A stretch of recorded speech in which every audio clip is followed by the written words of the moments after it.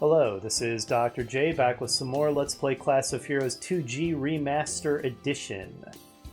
So, last episode, we took a bunch of new quests and unlocked some new areas to explore, including the Witch's Forest beyond Gelato Town and the Swordsman Pass beyond Pandoro Town, which I have now reached. Off-screen, I realized I had an old jersey top in my inventory, and that's a pretty good piece of equipment that improves accuracy and evasion on whoever you equip it to. But I also realized that I could sell it for an insane amount of money.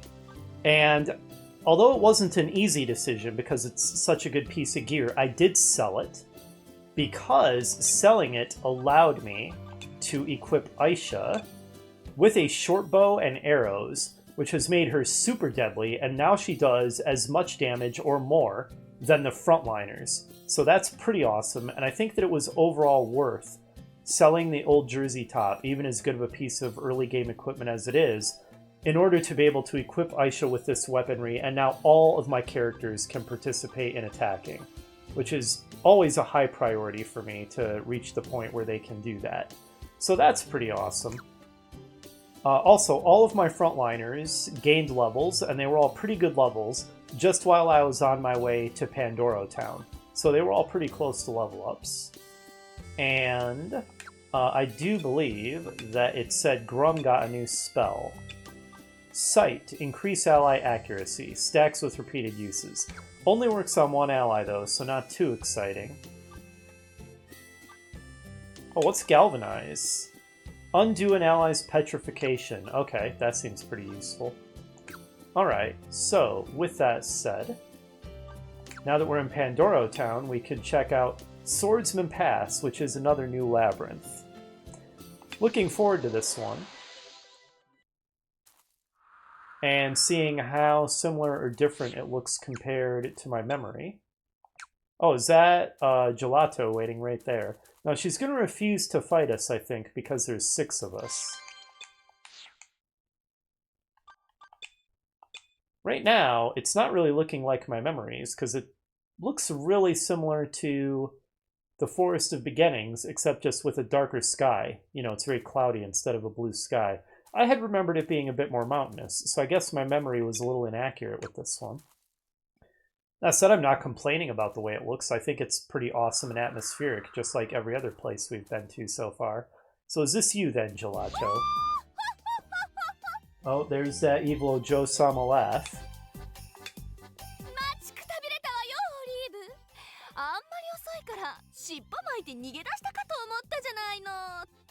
Uh-huh.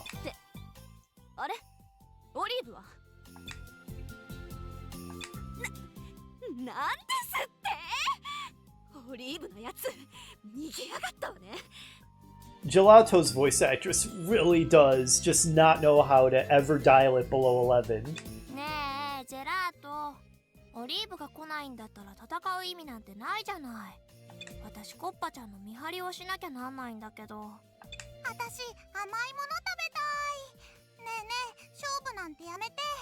So this is your minion squad, is it, Gelato? I feel sorry for Tiramisu being stuck with this lot. I have no idea about Celestia Girl. She's kind of bobble-headed. It makes her look super tiny. Panna. Except it's not really keeping the promise because we're not Olive.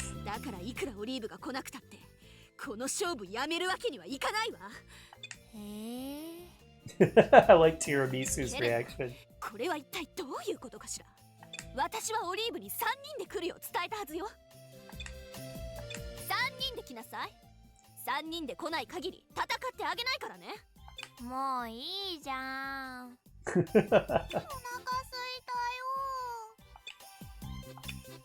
Okay, so we literally have to come here with just 3 people. It's not like we can come with 6 and then just pick 3 to fight her. That's going to be a little bit of a pain. I mean, not too bad, because we're way too strong for the opening area anyway.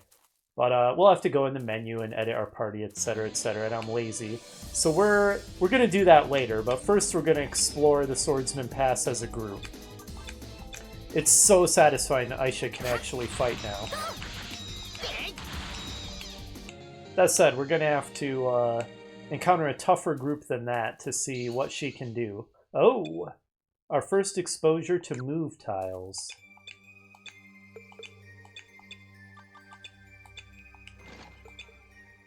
Snapped Gem Sword. That sounds like we could make something good with it. And we can make another shield with this small pot lid. Who doesn't have a shield that could equip one? Wheeler. Just Wheeler. The other two have shields. But we'll have to remember we've got that so that we can synthesize him one when we get back.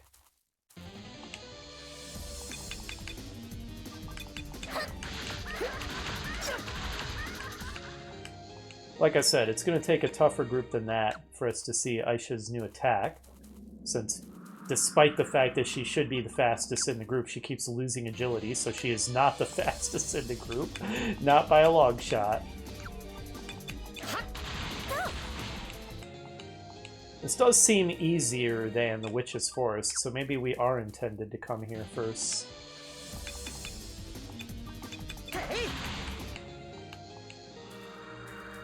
So, how big is this one, by the way? Because the Witch's Forest was clearly huge. Okay, this one's not as huge as the Witch's Forest. It's only like 3 areas. Still, if there's this area and the Witch's Forest is gigantic, and we do both of those before we get to the desert, that would explain why I remembered the desert as being kind of mid-game? That might still not be accurate. It might still actually be an early-game labyrinth, but my memory is at least accurate that you have to spend a while in other labyrinths before you get to the desert. I remember the desert pretty well. I definitely remember that it's like a giant conveyor tile maze, and that there's sort of a tomb that you can access as well, like a desert tomb, and that there's... Oh, I forgot, we already did this. And that there's really tough enemies in that tomb. We'll see how accurate that part of my memory is, but that's getting way ahead of ourselves. We have to check out the paths first.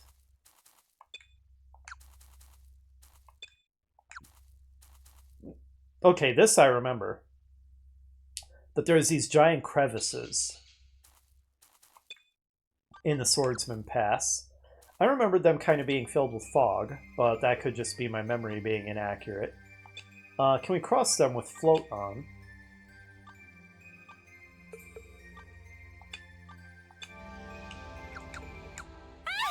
No, we cannot. Okay. Fair enough. A pumpkin ghost. And her bones. Oh, we are having trouble hurting. Okay, there we go. Wheeler wrecked its face for some reason. Look at that damage. Easily on par with the frontliners. Love it.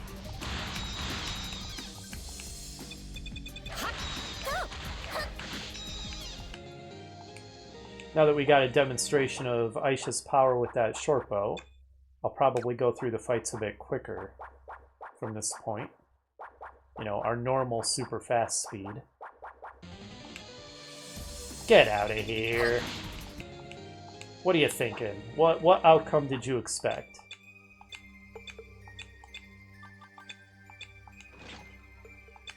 Oh no. Oh, okay. I guess we're not going to need to make a leather shield then. Enjoy your new equipment, Wheeler. It does reduce his accuracy a fair amount, but that's a big defense boost, so I think it's worth it. Okay. Does anybody have Poison Cure? It would be Seraphi or nobody, I think. Antidote. She does. Well done. Make up for Aisha's mistake.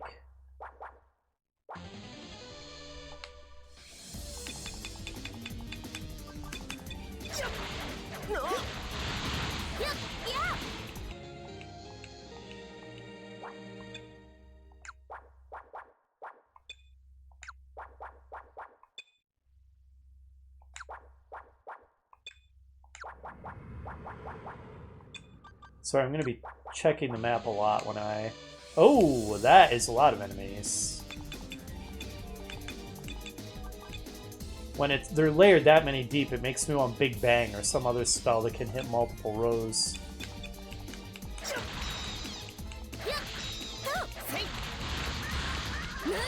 Okay, since we had initiative, we really wrecked them. Thinned them out quite effectively.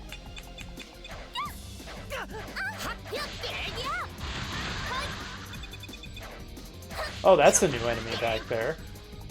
Mind Spirit. Well, they're not particularly strong. Seraphi gained a level. Don't know why she keeps gaining strength. It's useless for her class, and neither her class nor her race should have much strength. So that's kind of funny. Good hit point roll. Once again, great mana point roll. You know, it's been so consistent. I wonder if that's not random. I feel like the mana everybody's gained has been super consistent, so it almost can't be random. That would just about be statistically impossible at this point. Interesting assortment of items. What is the new magic you learned, Seraphi? Is it Volt Storm? I think that's new. So we have the area versions of all the different elemental attack spells. Oh! This is awesome. We learned the group heal spell. Helios. Nice. It's expensive, but well worth it if everybody is hurt. Actually, quite a mana point saver if everybody's hurt. Increase ally magic resistance. Ooh, D-spell. Reduce enemy magic resistance. Only on one, though, so not that exciting. Okay. She's learning some pretty darn good spells at this point. Well done, Seraphi.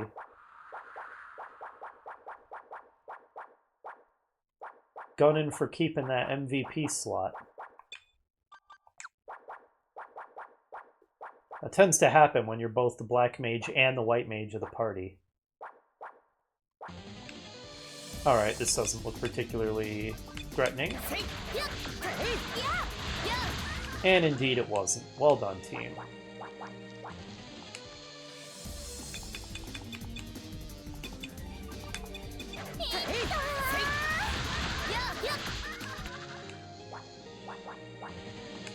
Good lord, encounter rate.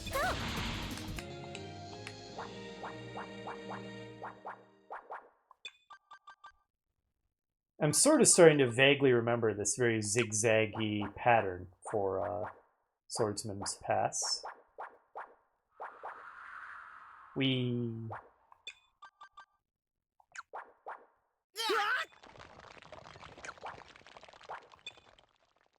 Ugh, trying to read the borders. It's so hard. I think we explored everything there.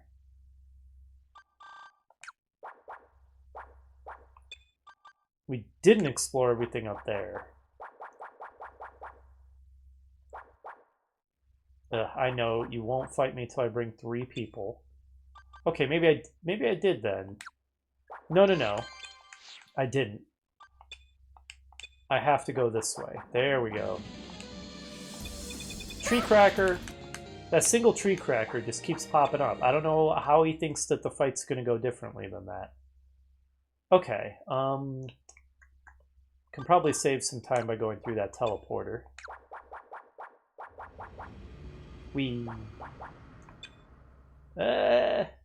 Not really. Okay, let's go back to here. Oh, good thing I turned on Flotor, considering there's all those shock tiles. How there's shock tiles, of all things, just out in the middle of random wilderness, I don't know. I guess don't question it. It's an RPG. Okay, this is looking like I didn't miss anything.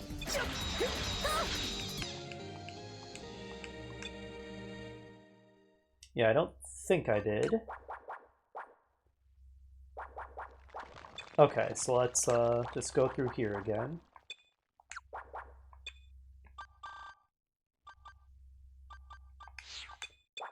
And then explore the southern part of the map.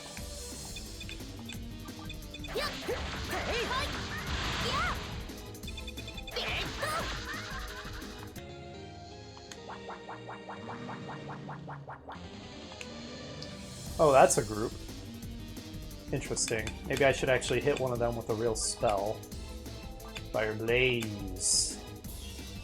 Should I hit the last group, though? Maybe.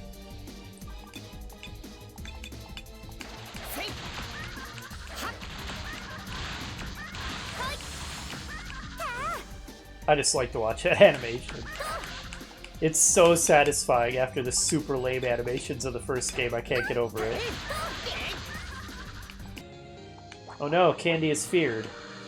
And we got in another fight before I could fix it. Hold up. We need to fix Candy. That doesn't sound great. I don't mean it in that way. Let's see. Who can fix that? Bold fixes it, right? Yes. Now get back in the front line, Candy. Fix the formation. As the spell name says, you are a brave, bold warrior. Stop cowering in the back. Ooh, that's cool. Oh man, that's a waterfall. That's awesome. I love these environmental details. Oh, and Aisha gained a level. Please gain Agi. Or at least don't lose it. Okay, at least she didn't lose any, and she gained more luck. Still can't gain hit points for crap. She did, however, gain a skill. Her first skill. I don't think anybody else has gained a skill yet. Yeah, the fighters don't gain till level 13. They get Fierce Slash. Oh, Grum will have dual wielding soon. That's interesting. At level 13, Seraphi will gain Amplify Magic. Oh, that's exciting. At level, just one more level and Sherry gains unlimited range, where every single weapon she has, even if it's a any weapon she uses, even if it's a melee weapon, has infinite range. So we don't have to give her ranged weapons anymore. If we get a better melee weapon for her, we can give it to her, and that's fine. The fact that she is in the back row won't stop her from using it. Here's a chunk of the reason she's in the team. Magic Barrier at level 13. Alright, and what did you just learn, Aisha? Oh, increased damage against beasts. I guess that fits into the ranger flavor. Still doesn't make sense to me that gnomes can float, because as I discussed in my playthrough of the first game, even if they can detach their spirit from their puppet body and float over obstacles, they have then left their puppet body behind and can no longer interact with the physical world. So it doesn't make sense, but whatever. Oh wow, she can't be insta-killed. That's super awesome. Oh, she just learned Rob. Already. That is amazing. We're going to have her doing that like all the time. That is not how you spell items, guys. Proofreading, please. So that's what she'll get at level 13. Dual wielding at level 28, but that's far in the future. Anyway, she now has Rob, and that's real exciting. I am pleased. Oh man, look at this. That is so cool, that waterfall. And apparently, the next area is in a cave inside the waterfall. That is really cool. That is really cool. This game looks so much better than the first one in so many ways. Oh, look at those things. That's scary. Let's just try to fight them normally first. Alright, so she has to hide before she can rob. Let's go ahead and give it a try. Oh, these guys do a lot of damage. 34 damage. Okay, let's not mess around with them then. Oh, and she got feared. Gosh dang it. Okay, so these are scary. Let's hit them with Blazing Fists. Screw it. They're really strong, apparently. Oh, we didn't even kill them. Nope. Nope. No! No, stop it! Stop killing everybody. Oh my god, they're terrifying. They are terrifying. Good lord.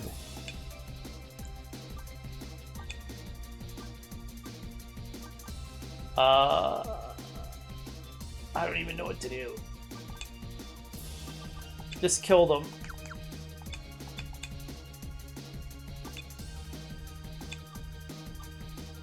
Eat honey toast, I guess. Nope, stop it. Stop killing everybody. Why are they so strong? It's only level 1.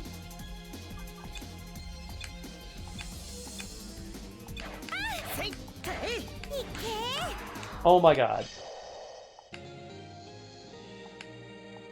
Okay. That was not good. Nope, stop it. Oh no, and Sherry's dead, so she can't use her breath, which is one of the best things the party's got. Fire blaze them. Okay, I guess that was unnecessary. Oh man, what a mess this became. So there's enemies we absolutely can't handle.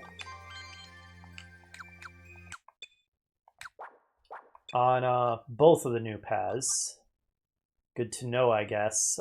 We'd better retreat. Run. Run away. We cannot do this with 2 party members down. Let's hope we don't run into any more of those horrid shark enemies.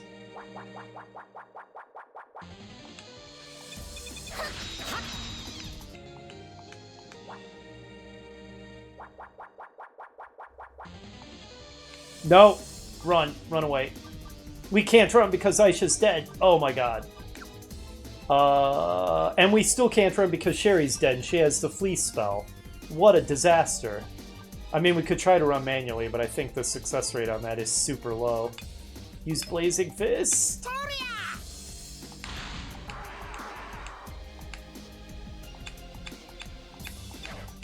No! We're dead. Just try to run.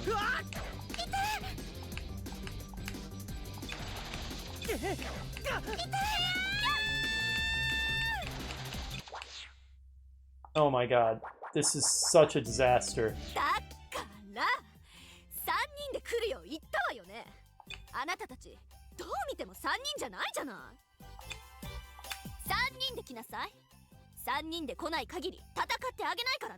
Gelato, you're giving us this haughty speech as we limp out of the area carrying the corpses of our dead comrades. Have some decency.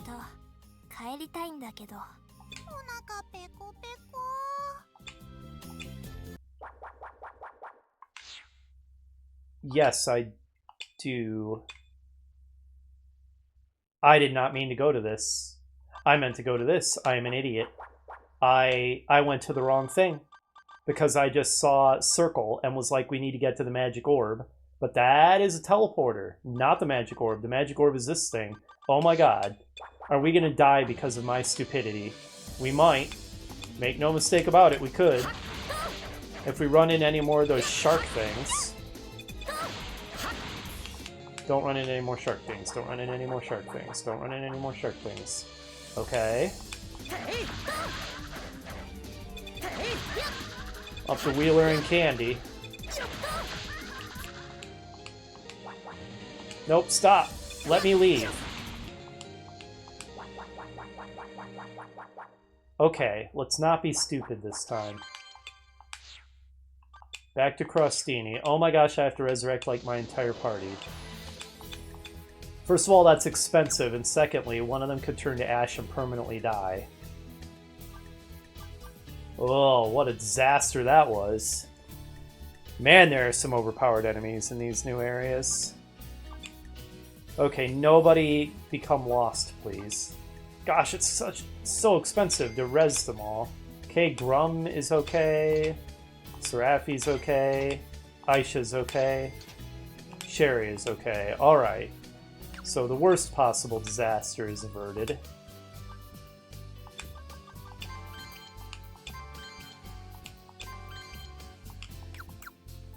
What a mess that was. Let's rest, everybody.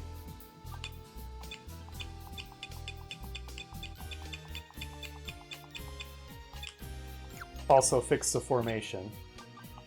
It's almost correct. But we want Sherry in front of Aisha. Not that it really matters that much. Whew, okay. I guess I should do some inventory management before we set... Oh, okay, my cat just jumped very dramatically into my lap. I don't need any more broken slings. What? I wanted to sell. I'm being dumb. Store. That's what I wanted to do. I don't need the burnt mic. I don't have an idol and don't plan on using one. If the abacus sells for 1G, then it's garbage. I don't think I need the small pot lid, do I? Because everybody has a shield now. Yeah, so I can sell that. The snapped gem sword I'm going to keep, because that sounds potentially exciting. I don't need multiple shattered iron bullets.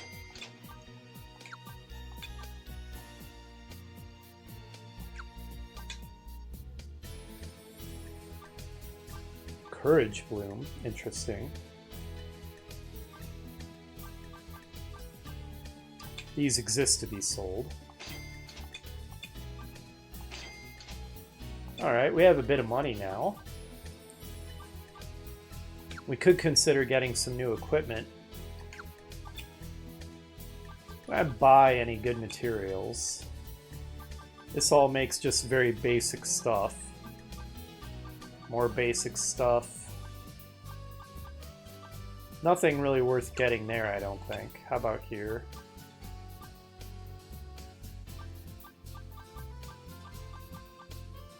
Oh my gosh, 50,000 G! I know that it's a pretty good piece of equipment, but it's not that good. Good lord. Why is the old Jersey top so much better and so much more expensive than the new Jersey top? What is this madness?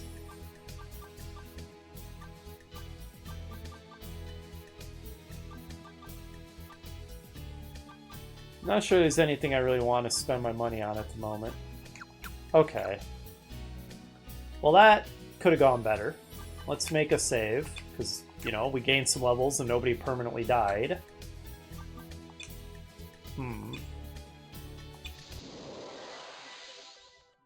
Which way do I want to go? Do I want to explore the Witch's Forest some more, or the Swordsman's Pass some more? Maybe I'll do the Swordsman Pass, because it seems a lot smaller. It's like 3 areas, and the Witch Forest is like 1 billion. I know. It's slightly less than 1 billion. Only slightly, though. So let's go there first, and we're just going to run like a bunch of chickens if we encounter any more of those shark enemies.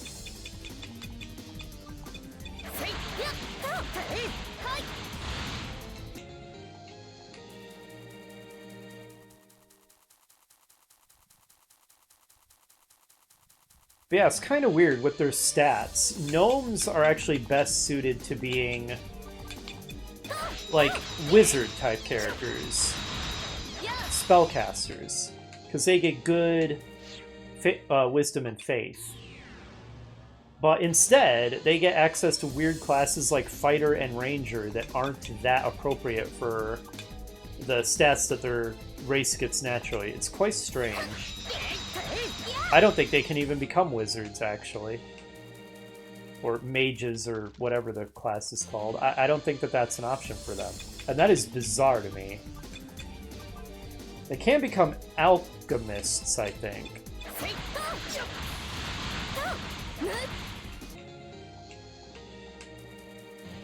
But like I said, I thought the art was really cute, so I wanted that character on my team regardless of how suboptimal it was. And thus we have a Gnome Ranger. I have no regrets.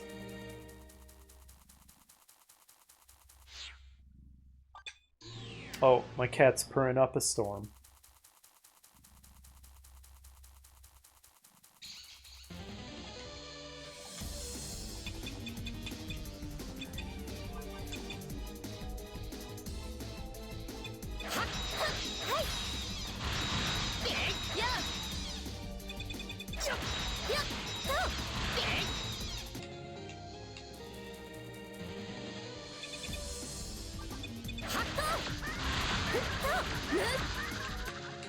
It is a bummer having to go through the beginner forest every time to reach the new areas. I like the beginner forest, but at this point it feels a little time-wasty to have to go through it every time. I guess if I didn't have characters keep on dying, I wouldn't have to keep returning to the academy. Okay, Candy gained a level. Another good level. Oh, and Sherry. Oh, learn new... Oh, right. She has infinite range now. Pretty good level, too. Now, I suppose, technically, and maybe I should do this from now on. Technically, I don't have to go all the way back to Crostini to res my characters, I don't think, because there is a clinic in the towns, so I should be able to do that, and then I won't have to go back through the the Forest of Beginnings every time. So maybe if we get killed again, I'll just return here to Pandoro Town and res my characters from here. That might be the more efficient option time-wise. So what's this new magic that you learned, Sherry? Silence is Silence, the new one. Oh wow, it targets an entire enemy group, seals their magic. Could be good, although I think the enemies we've encountered that kill us so far are physical attackers, so unfortunately I don't think it would help against that. But anyway, now that we're here... I forget, is there anything else at the trading post that's interesting? No, not really. There's certainly no good equipment for sale. So yeah, nothing noteworthy really, but we can sell stuff that we don't care about here. So we can do inventory management here as well. We cannot, however, access our storage, so there's that. But anyway, back to Swordsman's Pass. No Gelato, we're not here to fight you yet, because we are going to... Oh man, it's quite the windy path. We're just going to explore the area first, and once we've explored it all, then we'll have your silly showdown. Come back here with just 3 people.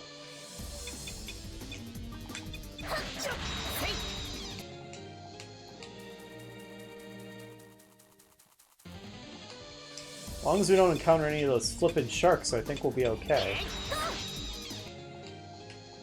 Man, those things are overpowered. Sea Hooligan.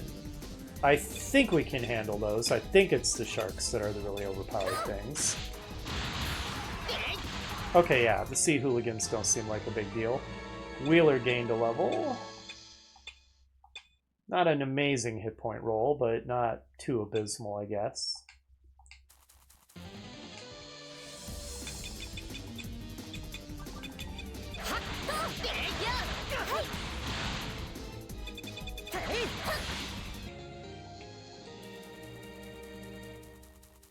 Such a windy path. Nope! Okay, it doesn't know we're here, so we could see if we can take it out with a preemptive attack. We can't use magic in the surprise round. Wow, it's too strong for us. We can't even hit it or damage it, really. We're out of here. Bye, Split Shark. Thank you for giving us that option, Aisha.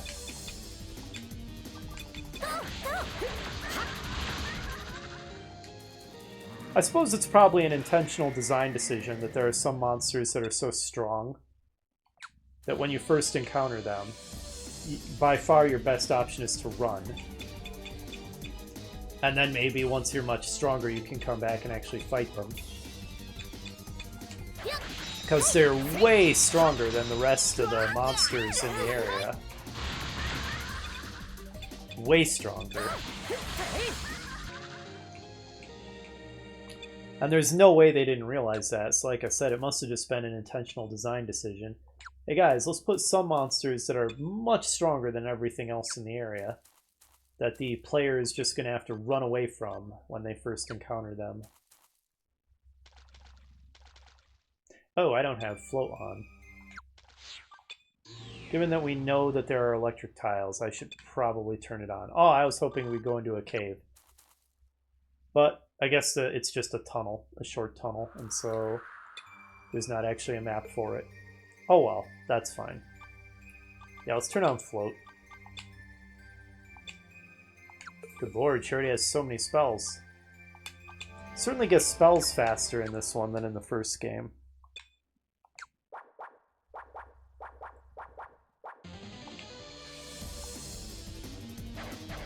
Alright, very ineffectual ambush on their part. And they were nothing to worry about. Required sausage. Delicious sausage.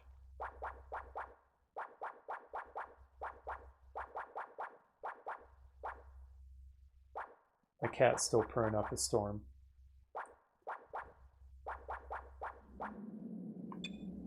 Oh, interesting. Conveyor there for whatever reason. Oh, teleporter. And an electric tile. Poison dart. Nice work, Aisha. Another snapped gem sword. Staff -1. That is just garbage to sell. Or we can desynthesize it into its component parts if it makes anything decent. Probably something I should have done more of in the first game. Rather than just selling all the crappy equipment I got, seeing if I could desynthesize it into good materials. I definitely should have done that, I think. But I never really did. Well, we'll try to remember to do it for this game. Oh, okay. I see how it is. Well, curse you. Now I missed one space of exploration.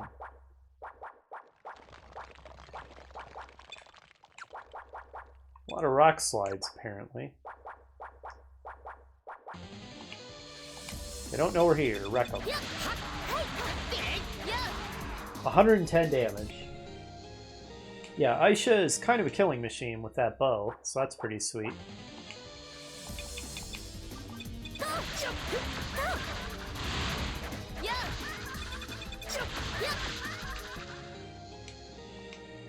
Honey toast and bone dust, what a combination. Do not put the bone dust on the honey toast, guys. Don't recommend.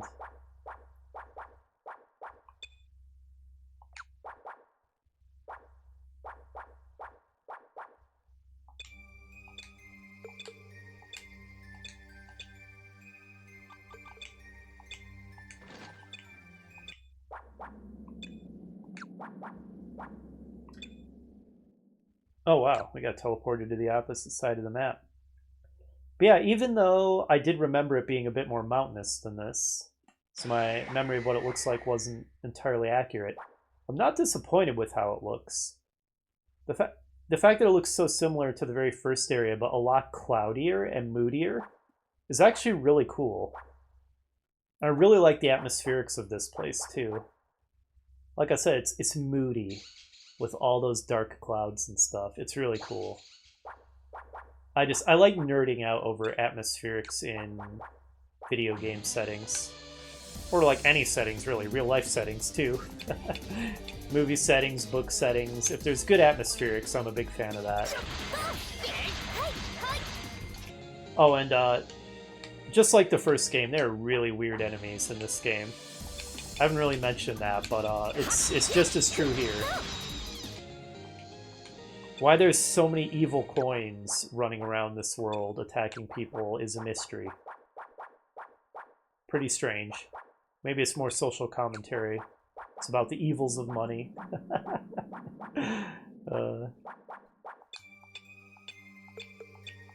No trap. I'll believe you, but just to be on the safe side... Okay, you were correct. Oh, Holdea. So we are getting maps for places that existed in the first game. Holdea, Mashlenia. Hanger, we could make a boomerang out of that, but there's not much reason to, because we already have a better weapon, the bow. So clearly we are going to be revisiting areas from the first game. But we start out in areas that didn't exist in the first game at all. I don't think the first game had any mention of Crostini, Gelato Town, Pandoro Town.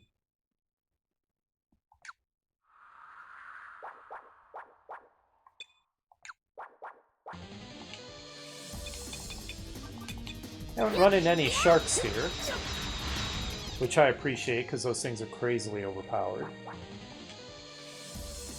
More evil coins. They're dead.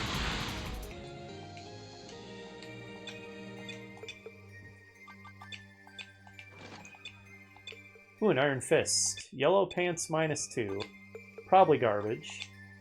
Also, yellow pants doesn't sound great, but that just means that they have an element on them. Lightning, I think. It actually does increase his evade. Who has the worst evade? Of course, the ranger, who probably should have the best. Alright, you get the yellow pants then, to improve your evasion. Even though maybe I should put it on one of the frontliners, but gosh dang, Aisha is fragile. Kinda needs all the help she can get in the durability department. What else was it that I got? An iron fist. Okay, but that's just synthesis material, not an actual weapon.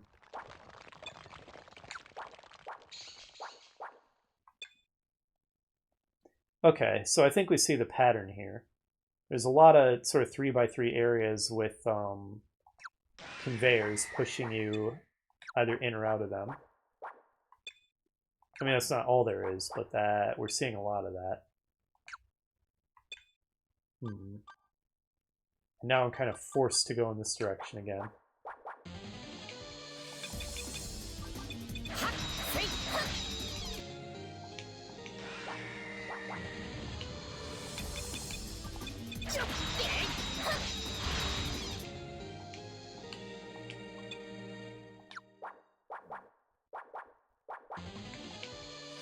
Oh, quite a few of them. But I don't think they're that tough, and we have initiative on them, so... Yeah, no problem.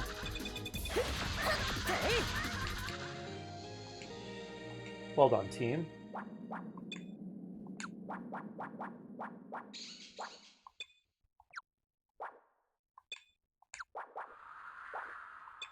So I kind of forced to skip that intersection there by that conveyor. We get initiative again.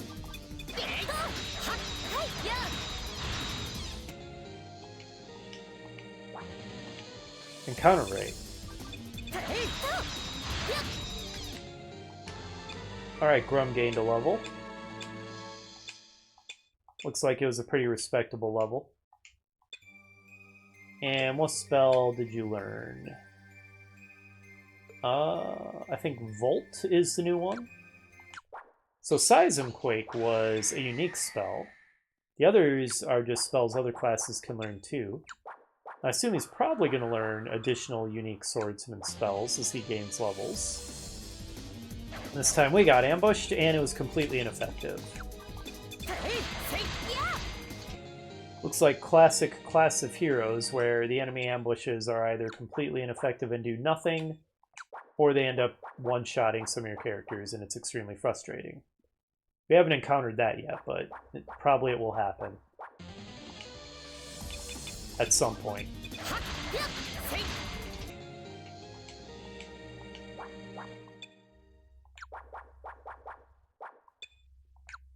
A lot of these sort of cross-shaped ravines, too. That's another consistent thing on this map. Oh, wow, we got teleported. And we're going to be forced to do this again. Okay.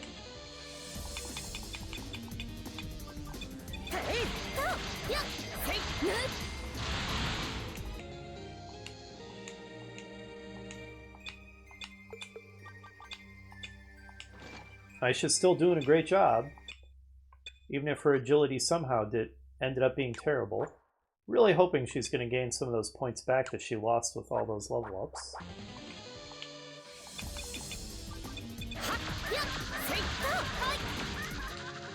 I'm sure that thievery certification that is part of her class, plus all the luck points, is pulling a lot of weight as well.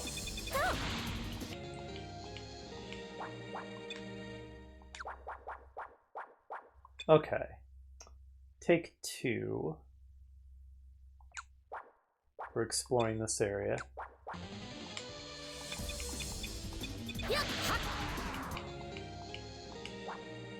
Alright, that was just a couple dead ends.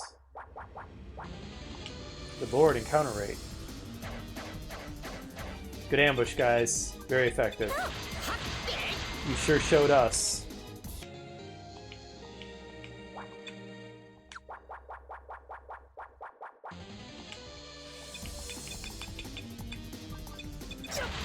If at first you don't succeed, try again. That's their motto.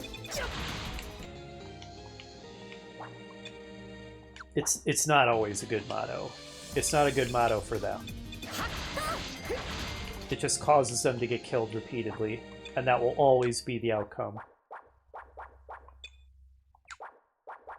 It's good to be stubborn when aiming for success, but it's also important to know your limits and accept when you can never win. They are sadly unable to do this. They cling to their dreams of slaying the player characters. Those dreams will never be fulfilled because they are not sharks. If they were sharks or radishes, then this would be a more realistic dream.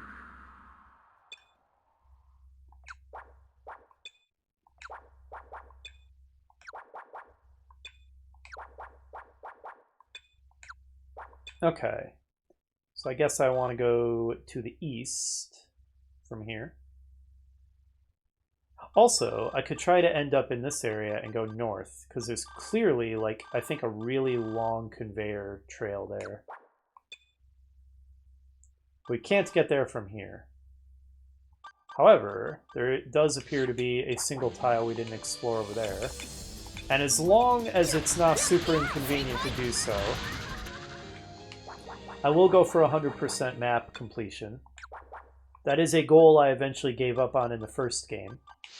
But I'll see if it's a more realistic goal without driving myself crazy here in the second game. Wouldn't surprise me if I end up giving up on it at some point too, but we'll not assume that from the start. We'll just let it slowly grind and crush down our hopes and dreams. Okay. Onward to the last area, I guess.